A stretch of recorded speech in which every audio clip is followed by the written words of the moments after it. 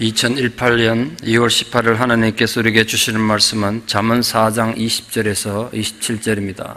구약 914쪽 잠언 4장 20절에서 27절 말씀을 봉독에 올리겠습니다.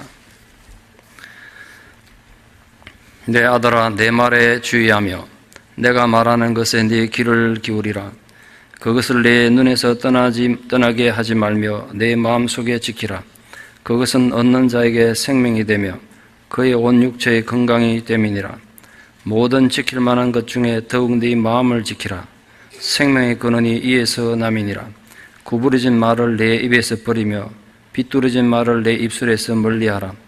네 눈은 바로 보며 내 눈꺼풀은 네 앞을 곧게 살펴 내 발이 행할 길을 평탄하게 하며 내 모든 길을 든든히 하라. 좌로나 우로나 치우치지 말고 내 발을 악에서 떠나게 하라. 아멘. 저도 최근에 알게 됐습니다만 2월달이 독감과 감기에 더 주의해야 할 달이라고 합니다. 어르신들 건강에 주의하시고 요즘 감기 환자들이 또 많으신데 저도 감기가 나갔다가 또 그리웠는지 또 다시 돌아왔습니다. 건강에 유의하시면 좋겠습니다. 요즘 한국에서 동계올림픽이 진행 중인데 그게 임효준 선수라가 한국 국가대표 쇼트트랙 대표로 지금 출전하고 있습니다. 무명의 선수였기 때문에 저도 그 친구가 누군지 몰랐고 아마 아무도 몰랐으리라 생각합니다.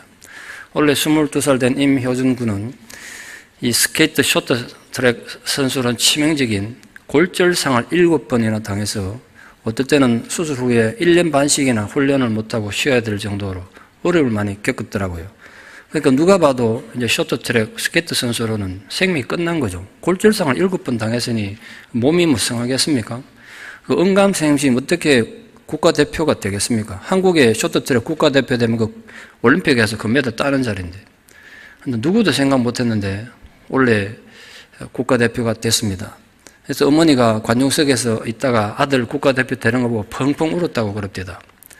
근데 이번에 여러분 아시다시피 그 좋지 않은 몸에도 불구하고 출전해서 1500m 쇼트트랙에서 올림픽 신기록 세우면서 한국 선수단에 처음으로 금메달을 안겨준 선수가 됐죠. 제가 그 뉴스에서 그 친구가 금메달 따는 거 보고 좀 이상한 행동을 한 걸 봤습니다. 금메달 따더니 피니시 라인 넘으면서 이렇게 했다고요? 왜 저러지? 아버지가 돌아가셔서 그랬나? 이런 생각했는데 지난주 기독교 신문에 인터뷰한 거 보니까 이 모든 영광을 하나님께 돌립니다 라는 뜻으로 그렇게 했다는 기사 보고 참 고맙더라고요.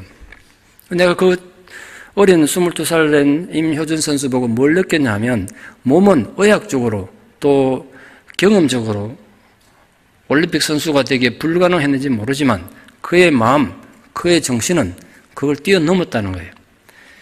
그러니까 몸보다 마음의 상태가 얼마나 중요한지 보여주는 살아있는 증거가 아닌가 보고 혼자 제가 은혜를 받았습니다. 여러분, 모든 병은 흔히 마음에서 온다고 하지 않습니까? 오늘 우리는 우리를 치유하시는 하나님의 손길에 대해서 좀 묵상하면서 그 치유하시는 하나님 은혜로 함께 좀 우리 마음을 위로받고 회복되는 그런 시간 되기를 소망합니다. 인간이 이런저런 질병에 많이 고통받습니다만 우리가 노출된 질병의 개수가 혹시 몇 개나 되는지 아십니까? 병 종류가 얼마나 되는지 아십니까? 저도 최근에 강의를 통해 들었습니다만 무려 12,420개라고 합니다. 그 병 다 걸리려면 좀 바쁘겠죠? 이게 국제질병분류표에 등재된 병이 12,420개라고 합니다. 근데 그 중에 제일 무서운 병이 어떤 병인지 아십니까? 에이즈보다 더 무서운, 암보다 더 무서운 병, 이게 광견병입니다. 광견병은 어떻게 걸린지 아시죠? 미친 개한테 물리면 걸립니다.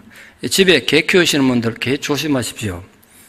최근에 제가 뉴스에서 봤는데 그 광견병인지는 모르겠습니다만 자기 집에 애완견에 그 치매해가지고 이분 상체에 이게 균이 들어가서 일주일 만에 사람이 온몸이 막 썩어서 죽는 그런 걸 봤거든요.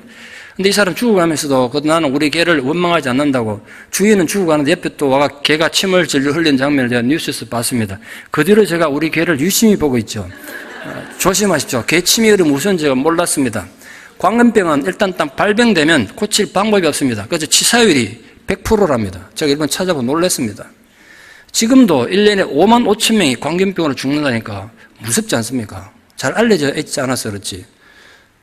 그러니까 우리가 집에 개 키우는 분 많으신데 조심해야 되겠구나 이 생각이 들어서 말씀을 드렸습니다. 건강이 어느 때보다 우리 관심사 아니겠습니까? 질병 없는 세상, 그게 곧 천국이 아닌가 이런 생각을 해봅니다. 그래서 제가 최근에 우리 집회를 통해서 목사님도 추천해 주시고 저도 힐링코드 책을 추천해 드려서 함께 구입해서 읽기로 했고 지금 나눠주는 중에 있습니다. 제가 그거 한 몇 번 읽어보면서 조금 걱정스러워서 좀 말씀을 드리는데 읽으시면 의학적인 전문적인 용어가 굉장히 많아가지고 이게 무슨 소린가 좀 힘든 부분도 있을지 모르겠다는 생각이 드는데 그 중요한 거 아니니까 일단 이해되는 만큼만 이해하시고 넘어가십시오. 제가 여러분에게 그 힐링 코드를 의미 있게 추천할 수 있는 근거가 몇 가지인데 첫째, 그 책이 성경적 치유의 기초를 가지고 있다는데 제가 굉장히 중요한 의미를 가졌습니다. 이 저자인 2명의 의사가 자신들의 그 전문적인 의학적 지식에만 기초하지 않고 치유하시는 하나님의 본질을 그 책에서 굉장히 많이 소개하고 있습니다. 그래서 영적 치유를 굉장히 강조하고 있고 육신의 치유 이전에 마음의 치유가 얼마나 중요한지를 굉장히 강조하고 있어서 제가 그 책을 여러분에게 소개해드렸습니다. 두 분 중에 한 분은 원래 목사님이기도 하셨습니다. 이 책이 성경적 의미를 가지는 의미를 간략히 핵심적으로 설명드리면 첫째로 하나님께서 정신적이고 육체적인 모든 삶의 문제를 해결할 수 있는 원리를 인간에게 원래 주셨다는 거예요. 아담을 창조할 때 원래 주셨대요.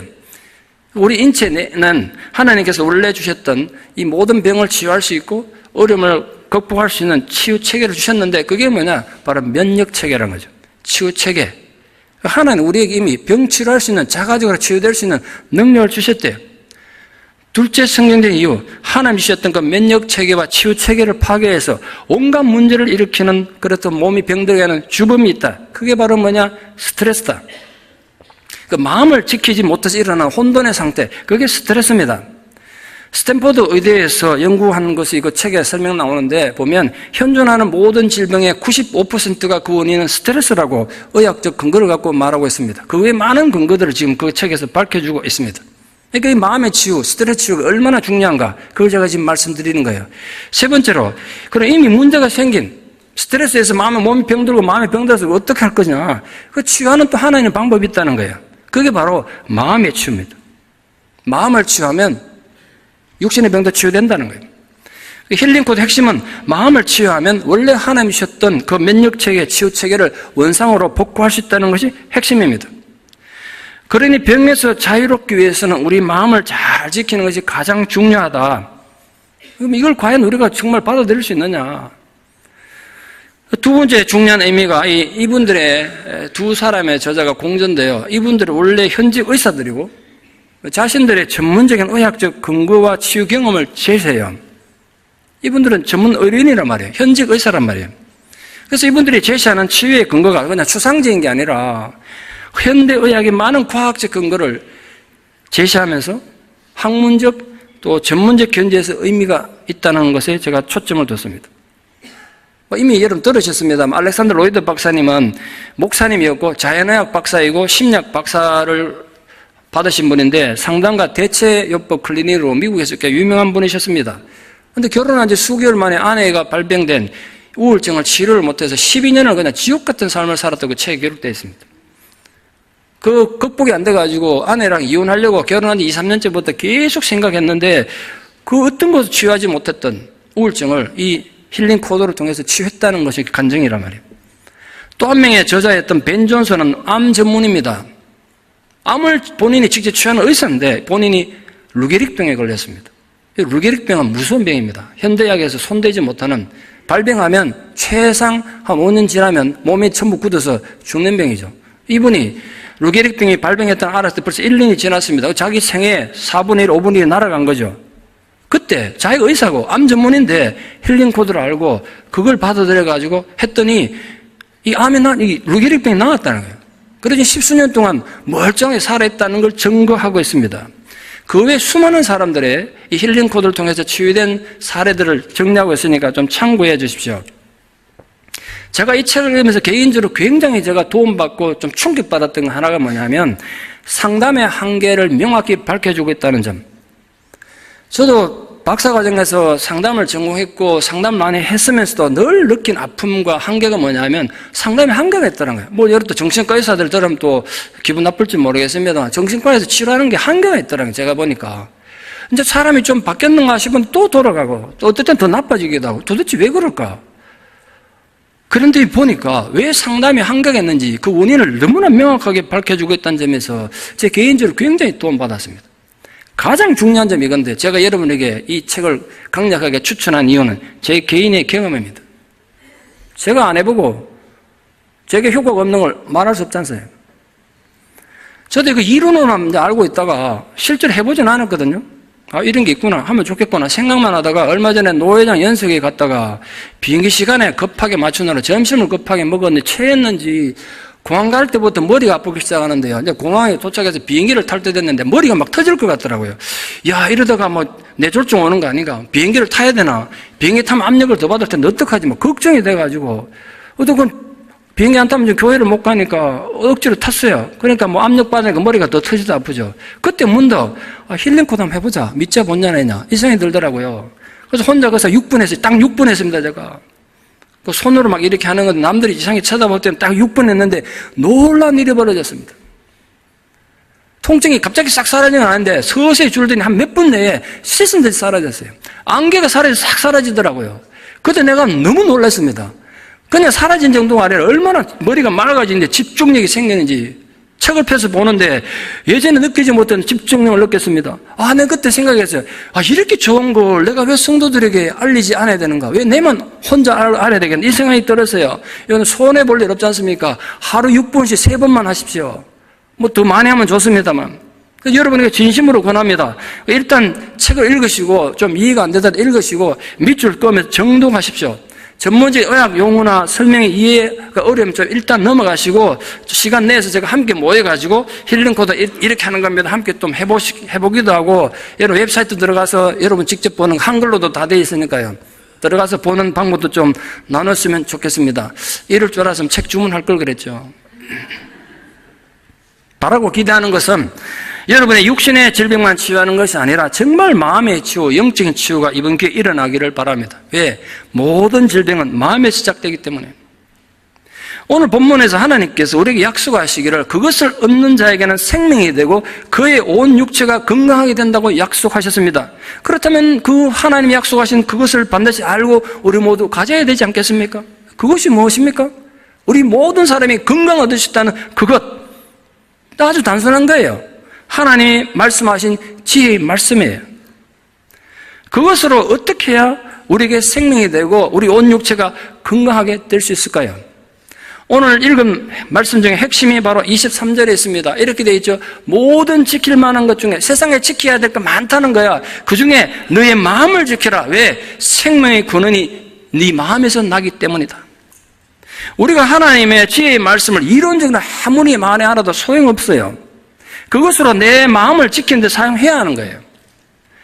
그것이 힐링 코드가 말한 마음의 병, 스트레스를 치유하고 육신을 치유하는 방법입니다. 오해할까 봐 다시 또 말씀드리는데요. 힐링 코드는 병 무조건 낫게 한다는 치유를, 기적을 말하는 그런 책이 절대로 아닙니다. 그걸 약속한 책이 아니에요. 단지 우리 마음을 치유함으로써 병의 원인을 치유하는 걸 약속하고 있습니다. 그 마음을 다스리는 것이 이 신앙인의 가장 중요한 자기 부정이고 십자가 지는 지름길입니다. 다시 생각해 보니까 사람이 자기 마음을 다스리지 않고는 절대로 주님 명령하시던 자기 부인할 수도 없고 자기 십자가 결코 질 수 없습니다. 그러니까 우리가 가장 신경 써야 될 부분 아니겠습니까? 여러분 세상에 해야 될 공부가 많습니다만 가장 중요한 공부가 뭔지 아십니까? 이 급변하는 시대에 배워야 될 것이 얼마나 많습니까? 그러나 세상에서 어떤 공부보다 더 소중하고 필요한 공부는 우리 마음 공부예요.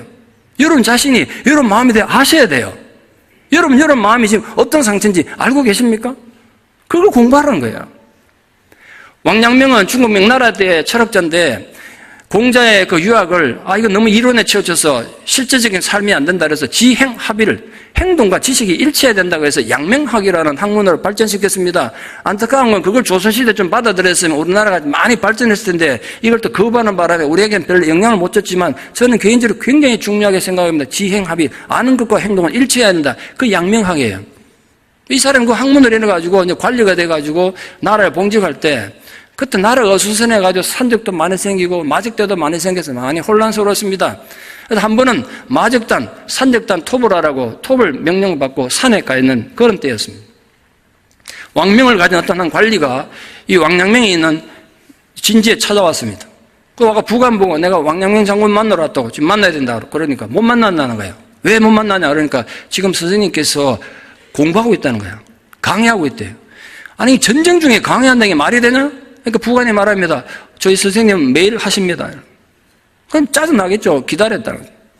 그래서 왕양명을 뒤에 만났습니다. 그냥 냉소적으로 이렇게 말합니다. 아니 장군께서 산적이 마적이 언제 쳐들을지 모르는데 앉아서 공부나 하고 강의한다니까 참 세월이 좋으십니다. 그때 왕양명이 이렇게 대답했어요. 산속에는 산적, 마적대는 얼마든지 쳐볼 수 있을지 모르지만 내 자신은 내가 이길 수 없다. 그래서 나는 날마다 나를 이기기 위해서 나에게 강의한다 라고 대답했다는 거예요. 여러분, 공부 중에 마음 공부가 제일 중요한 이유는요, 세상 만사가 우리 다 마음에 달려있기 때문에요. 우리 마음이 세계를 밝게 할 수도 있고 어둡게 할 수도 있잖아요. 우리 마음이 인생을 기쁘게 할 수도 있고 슬프게 할 수도 있어요. 마음가짐에 따라서 착한 사람, 악한 사람 나눠진단 말이에요. 그러니 자신의 마음을 공부하는 것이 인생에서 가장 중요한 공부 아니겠습니까? 우리가 어떻게 우리 마음을 지킬 수 있는가? 오늘 본문은 그 부분에 대해서 교훈하고 있습니다. 우리 마음이 병들지 않게 하려면 어떻게 해야 되는가? 마음의 건강을 유지하기 위해서는 우리 무엇을 해야 하는가? 이런 첫째, 이런 마음을 잘 지키고 마음의 건강을 위해서 귀를 지키는 분이 되기 바랍니다. 귀는 듣는 모든 것이, 우리가 귀로 많은 걸 듣는데 그 귀로 듣는 모든 것이 우리 마음에 들어와서 쌓여요. 그냥 사라지지 않아요. 우리 모든 세포에 저장된다고. 나중에 힐링코드 책에도 거기 나와요. 사라지는 게 아니에요. 기억하든 못하든 건 상관없이 우리 속에 한번 들어온 건 다 저장된다는 거예요. 그러니까 우리가 직간접적으로 우리 삶에 인격에 영향을 준단 말이에요. 그 기억들이 우리를 불행하게 만들기도 하고 절망하게 하기도 합니다. 반면에 또 그 귀를 통해서 우리가 복음을 들어서 예수 그리스도를 만나기도 하고 성령의 역사는 통로가 되기도 합니다.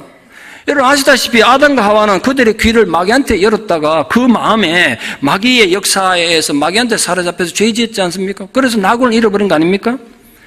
그래서 우리 어른들은 듣지 말아야 될 말, 진리에 어긋나는 말을 들었을 때는 내 귀를 씻으시라 그러면 실제로 물로 귀를 씻었단 말이에요.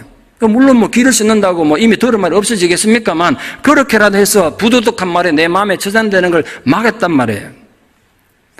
말하는 자의 그 마음이, 그 악한 마음이 귀에 내 들렸지 않습니까? 말이 들렸지 말만 들리는 게 아니라 무슨 건 이거예요. 그 사람의 마음이 내 마음에 쌓인다는 거예요.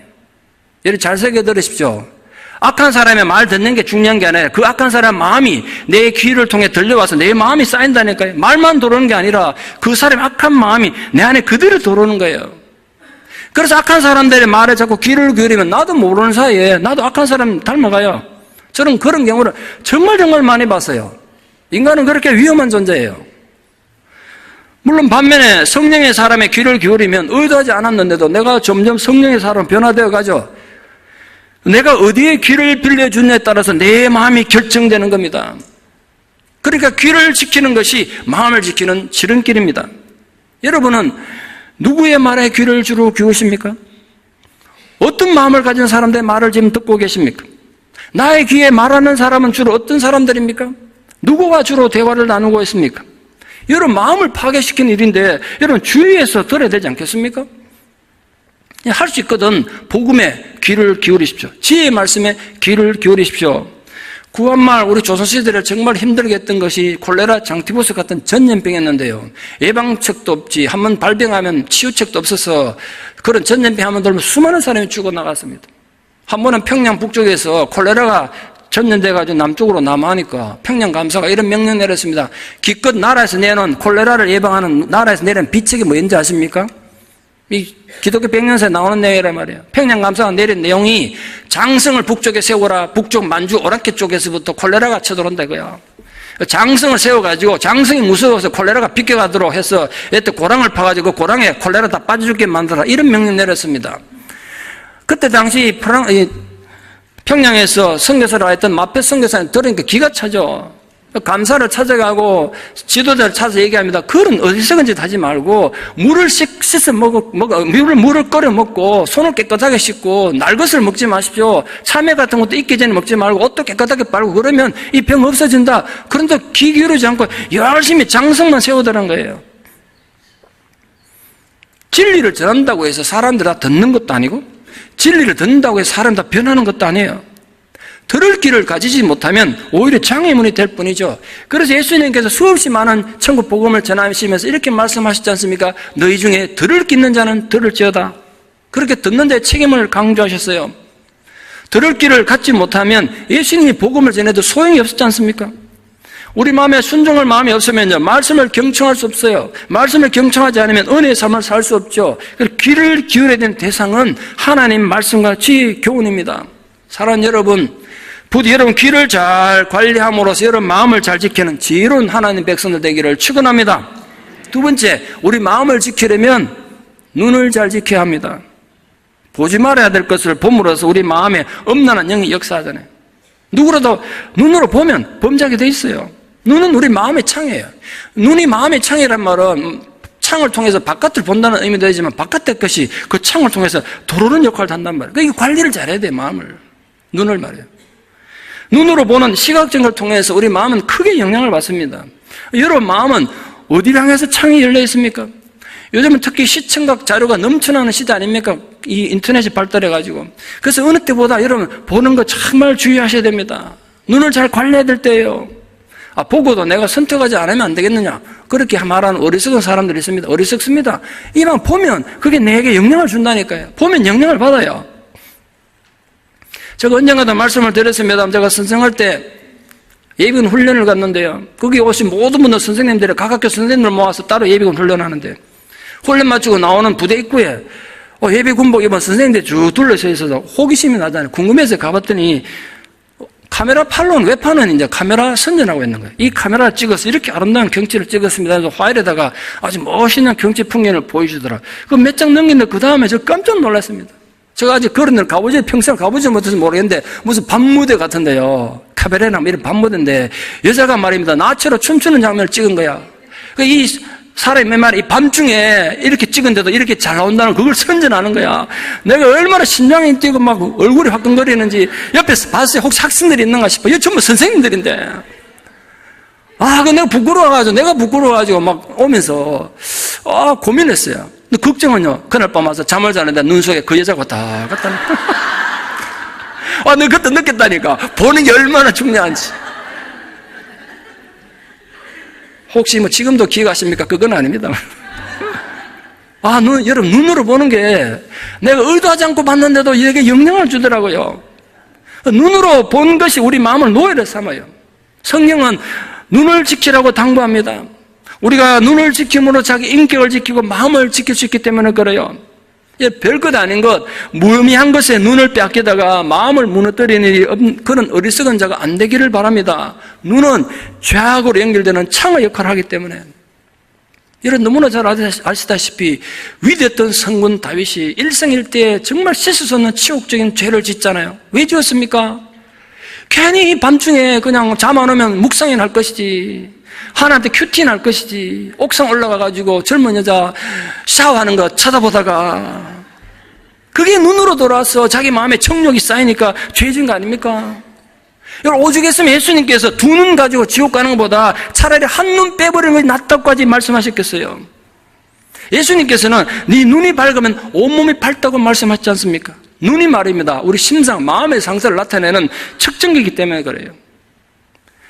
신앙으로 사는 우리들은 무엇보다 멀리 보는 눈을 가지기 바랍니다. 미래를 내다보고 지금 내 삶이 좀 고달프고 힘들어도 이게 다가 아니잖아요. 꿈을 가지고 힘껏 살아가는 뜻이죠. 또 오늘 본문에서 정면을 바라보라 그랬습니다. 정면을 본다는 의미는 모든 나의 생각이 하나님 말씀이 지배되도록 올바른 진리에 초점을 맞춰야 된다는 뜻이에요. 왜곡된 시선을 가지고 사는 자는 하나님 말씀을 제대로 받아들일 수도 없고, 그러면 결국 마음속에 악을 꾀하는 사악한 자가 된다는 거예요. 여러분 눈은 언제나 하나님에게 시선이 고정되어 있어야 됩니다. 여러분 교회 와도 여러분 눈이 하나님께 고정되기 바랍니다. 자꾸 사람은 눈에 보이는데 하나님 보이지 않으니까 사람들이 잘 치우치고 우러치우치는 실수를 해요. 명철한 자의 그 눈은 지혜에 집중되는 반면에 미련한 자의 눈은 자꾸 인간들에게 머물러가지고 산만해진다고요. 어리석은 사람들은 눈의 만족을 몰라요. 자극적인 걸 찾다가 심령이 아주 쉽게 죄악에 점령당하고 맙니다. 부디 사랑하는 여러분들은 눈을 말씀에 고정시키시고 하나님께 고정시키셔서 여러분 마음을 하나님 약속의 굳건히 서게 하는 믿음의 사람들 되기를 진심으로 축원합니다. 셋째로 자기 마음을 지키려면 입을 지켜야 됩니다. 입을. 내 인생은요, 내가 말하는 대로 돼요. 내가 악한 말을 하고 있다면 악한 마음을 가지고 있기 때문에 그런 거 아니겠습니까? 마음에 쌓은 것이 입으로 나오니까. 작은 악이 말하는 것을 통해서 점점점 내 마음속에 깊이 뿌리 내린다고요. 내게 영향을 줘요, 그게. 그래서 야고보 선지자는 야고보 1장 26절에 누구든지 스스로 경건하다 생각하며 혀를 제갈 먹이지 아니하고 자기 마음을 속이면 이 사람의 경건은 헛것이다. 그렇게 극단적으로 말했습니다. 나는 경건하다, 나는 거룩하다, 나는 선하다, 나는 충수된 종이다, 나는 어려운 사람이다. 아무리 스스로 대단하게 평가해도요, 입술 제갈 먹이지 않고 말 조심 안 하면 헛것이란 거예요. 그 사람의 예배생활, 신앙생활이. 그러므로 우리의 경건이 헛것이 되지 않고 우리의 마음을 악으로부터 지키기 위해서 말조심, 구부리진 말을 버려야 된다고 본문에 말하고 있습니다. 로마 제국의 마크스 시세로는 주전 106년에 태어나서 주전 43년에 죽었습니다.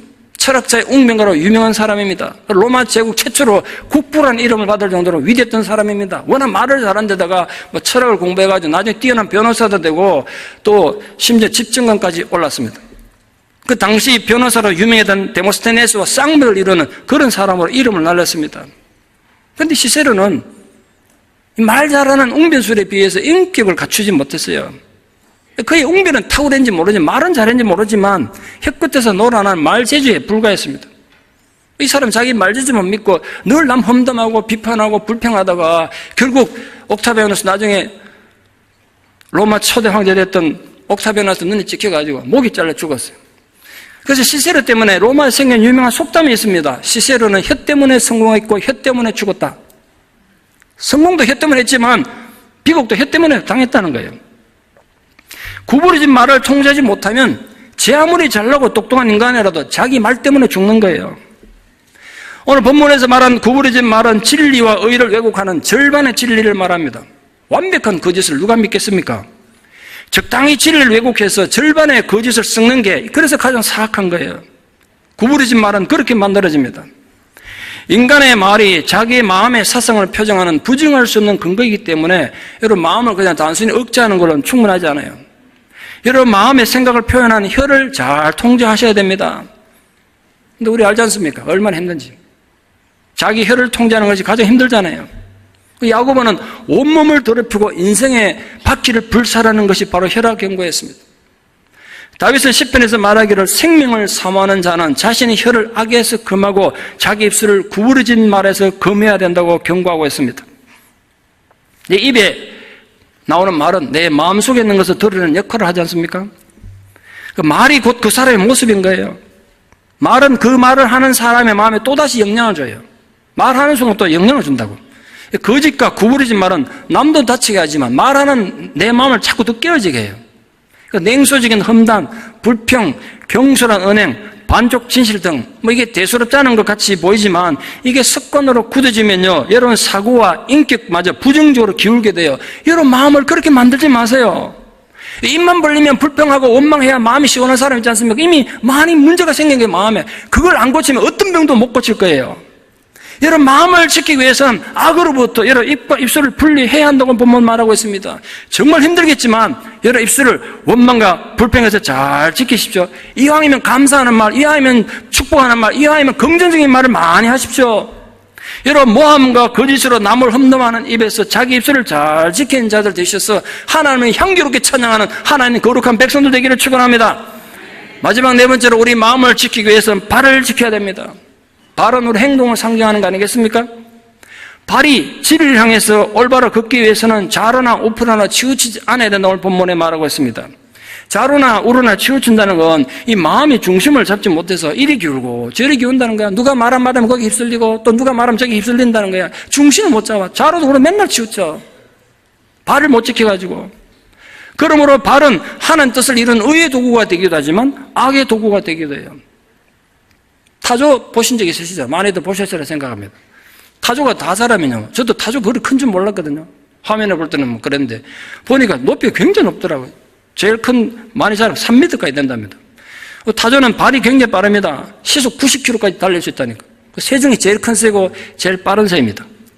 다리가 또 튼튼해가지고 하이에나 같은 짐승들 오면 뒷발리기를 차면 하이에나 같은 짐승은 내장이 터져 죽을 정도로 다리에 힘이 세답니다. 근데 그 타조에게 치명적인 약점이 있습니다.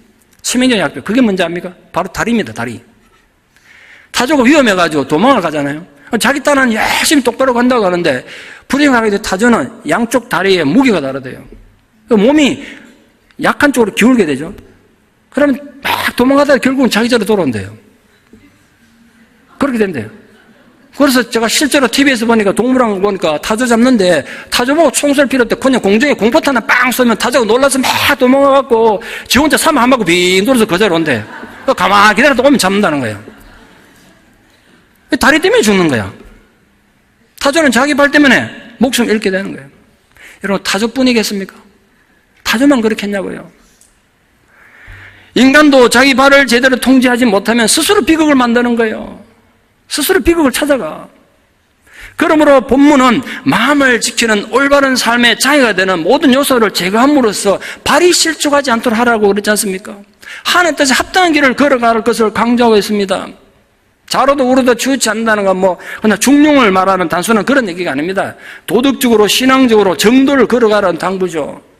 모든 행실의 기준을 인간적 취향이나 세상 환경에 맞출 것이 아니라 하나님 진리의 말씀에 맞춰서 의의 길, 정의의 길, 사랑의 길, 참된 신앙의 길을 용기 있고 당당히 걸어가는 여러분들의 길을 축원합니다. 오늘 말씀의 결론입니다. 지혜는 우연히 아무에게나 주어지는 것이 아닙니다. 노력 없이 주어지는 게 아니에요. 지속적이고 적극적으로 그것을 얻기 위해서 노력하는 노력에 의해서 얻어지는 거예요. 그렇게 지혜를 소유한 자에게 오늘 하나님의 생명을 선사하셨습니다. 이때 생명이란 단지 영혼 구원만 말하는 것이 아니라 육체의 건강도 포함하고 있는 거예요. 그리고 여러분, 쉽게 설명 이런 겁니다. 여러분 입술에서 불평을 자꾸 버리고 여러분 원망을 자꾸 버리면 마음이 일단 행복해질 것이고 그럼 여러분 가지고 있는 병들이 떠날 거예요. 오늘 하나님 그걸 약속했고 힐링 코드가 그걸 얘기하는 거예요. 딴 거 아니에요. 그럼 오늘 결단합시다. 내 모든 질병을 제거하기 위해서, 내 잠들지 못하는 불면을 제거하기 위해서 내 오늘부터 입술을 지킬 것이다. 내 부정적인 말을 하지 않을 것이다. 그게 나를 위한 거고 내 자식을 살리는 건데 왜 안 하겠어요, 그걸? 오늘 하나님 약속하단 말이에요. 마음이 지혜를 수용하면 바로 생명의 원천이 되는 겁니다. 그러나 마음이 지혜를 거부하면 사망의 원천이 되게 돼요. 아폴로가 달에 탈착했을 때 닐 암스트롱과 부간 올드린이 달에 착륙해서 지구에 제일 먼저 보고한 내용이 이겁니다. 달에는 수천 개의 분화구가 절벽에 늘려 있습니다. 아시다시피 달에는 공기가 없다 보니까 달에도 수많은 별똥이 떨어지거든요. 그러니까 별똥이 떨어져도 방어할 게 없으니까 그대로 달 표면에 부딪히니까 분화구가 생기는 거죠. 거기서 이제 타서 없어지는 거죠.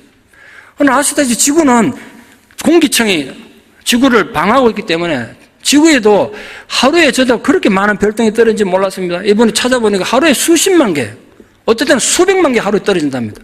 한 시간에 10,000개 이상 떨어진다니까. 그 많은 별똥이 떨어져도 웬만한 건 공기가 보호하시는 거기 다 없어지고 소수만 지구까지 도착한다는 거예요. 굉장히 중요한 얘기죠. 우리 마음의 상태는 어떻습니까? 아주 달처럼 무방의 상태가 돼가지고 뭐든지 내 밖에서 상처를 내고 있습니까? 아니면 삶의 별똥별이 내 마음을 위협할 때 그것을 막아주는 무엇이 여러분이 있습니까? 그 하나님 약속의 말씀이 여러분 마음을 싸고 있냐 말이에요. 그 진리의 말씀이 여러분을 보호하고 있어서 삶의 별똥별이 여러분 상처를 내려차고 올 때 그걸 막아내고 있느냐 말이에요. 그러니까 할 수 있는 최선을 다해서 마음을 지켜야 되지 않겠습니까? 그런데 부정할 수 없는 너무나 무서운 진실 하나가 있습니다. 누구도 내 마음을 지켜주지 않는다는 사실.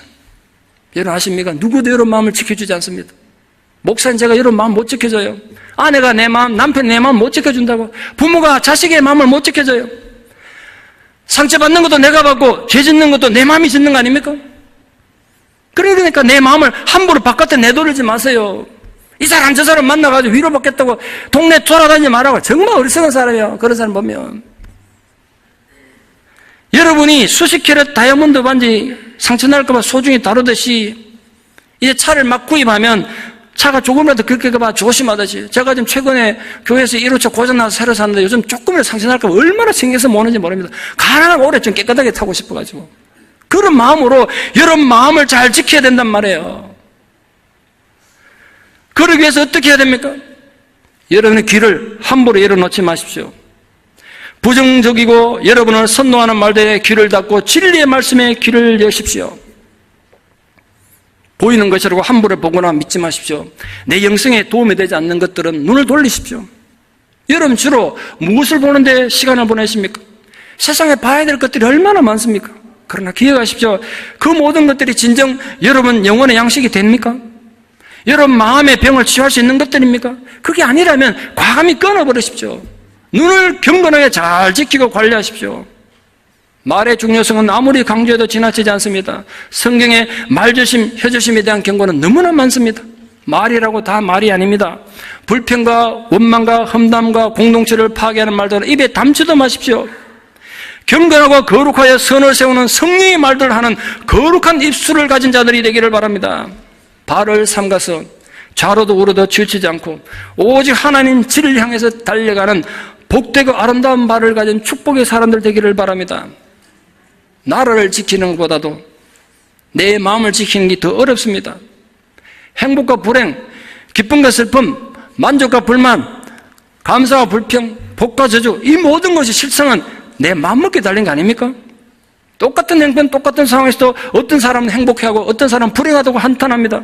어떤 사람은 감사하고 어떤 사람은 불평합니다. 그러니까 결국 행복이란 환경이 아니라 내 마음이 결정하는 겁니다. 마음을 지키는 것이 결국 행복을 지키는 것입니다. 여러분 마음을 지키면 육신의 건강도 함께 누릴 수가 있다고 하나님께서 말씀하셨지 않습니까? 제사를 지키는 것 중요하죠. 건강을 지키는 것 더 중요합니다. 명예는 우리 목숨 같은 거니까 잘 지켜야 되죠. 그러나 가장 중요한 것은 내 마음을 지키는 것입니다. 어떻게 마음을 지킬 수 있습니까? 귀를 지키고 눈을 지키고 입을 지키고 발을 지킴으로써 가능합니다.